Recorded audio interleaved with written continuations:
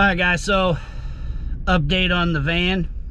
We had that P0131 and P219a. Got the van back today. I'm sitting in it now. So what the issue was an O2 sensor. It was bank 1 sensor 1. They said originally what they found when they went under there, the wiring was rubbing against leading up to the PCM. They said it was kind of rubbing and frayed itself, and they said they originally tried to repair those wires, but the O2 sensor was still reading bad, so they went ahead and replaced the O2 sensor. And again, that's bank 1 sensor 1, and that's a P0131 code. The P219a, they said, is basically it's a code that's going to pop up with any kind of O2 issue, or they said even some kind of valve issue. It's just kind of I guess a check and balance kind of code to just basically give them more information. The part for this, $223.54. The labor was $216.24. So the total bill was $439.78. They had this ready yesterday. I could have picked this up yesterday. It took them basically a day and a half. I dropped it off Monday. They called me Tuesday afternoon, said it was ready. I'm picking it up today is Wednesday, the 10th, February 10th. So we are all good with that. I'll get this all written down and taken care of. They said they test drove it. No lights are on. No check engine lights are on currently. I'll probably drive it a little bit before I take off and go into service just to verify that no lights are going to come on. So now what I'm going to do is heading back to the house at the moment.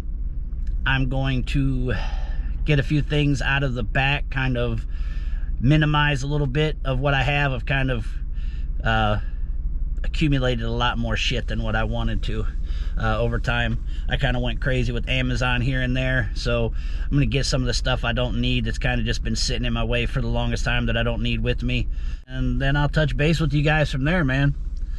So yeah, and I got my work done here in Randolph, Ohio. I'm at Sarshone is how it's pronounced, Sarshone Ford.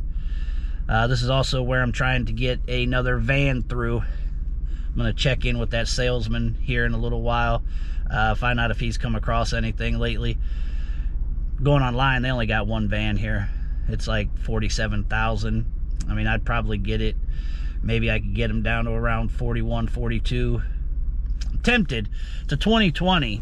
It's loaded. I'm tempted. But I really want to try and go after 2 used vans, because I do want 2 more vans by the summertime.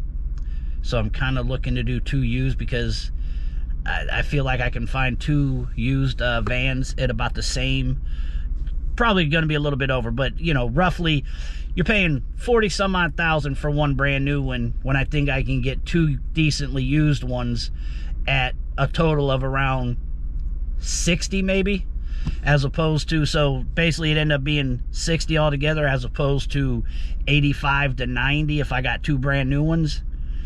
I don't know, I'm thinking about getting the new one. The only reason I'm thinking about the new one is because I wouldn't mind having one that's loaded for myself.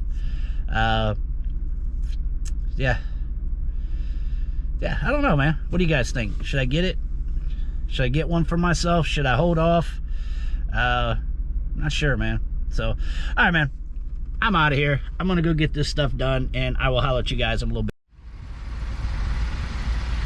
All right, guys, so wanted to give you a little bit more of an update on a few things. Told you already about the O2 sensor in this. I also have the E350, the 2011. That's the not fun part about coming home, is usually when you come home, you got repairs, maintenance, shit to do, shit to spend money on. So got the work done on this. And then on the E350 had a fuel gauge issue going on, and it was stalling out in, you know, as you was going down the highway, it stalled out a couple of times, and it was stalling out at startup a couple of times. So had to get that looked at. Ended up being like a broken, there was a broken arm of some sort on the fuel pump, and so I had to replace the fuel pump and a mass airflow sensor, which was causing the stalling out. The gauge, the fuel gauge not reading correctly, that was due to the fuel pump. The driver was putting gas in it, and every time he put gas in it, it was starting to show less and less gas in it. So he was worried it was going to shut down on him when the gauge was reading empty, but it really wasn't empty. So that ran altogether $630.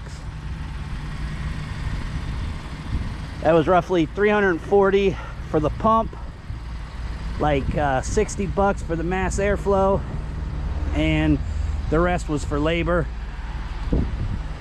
It's a buddy of mine's shop, Universal Auto in Akron. Go there occasionally for a few things, but he had me in and out of there in about 2 days.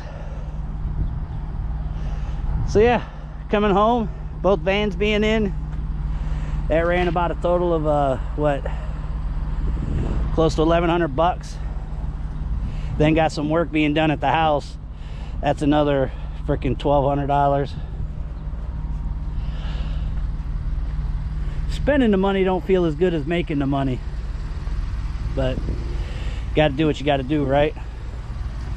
At least I'm able to get it fixed and get shit done at the house, so I'm happy. I'm ready to get back in service, probably going back in service tomorrow, get out there and make some more money. So all right, just want to give you a quick update.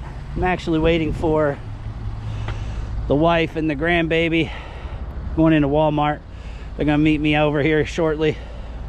Gonna spend the evening with the grandbaby. So all right guys, I'm out.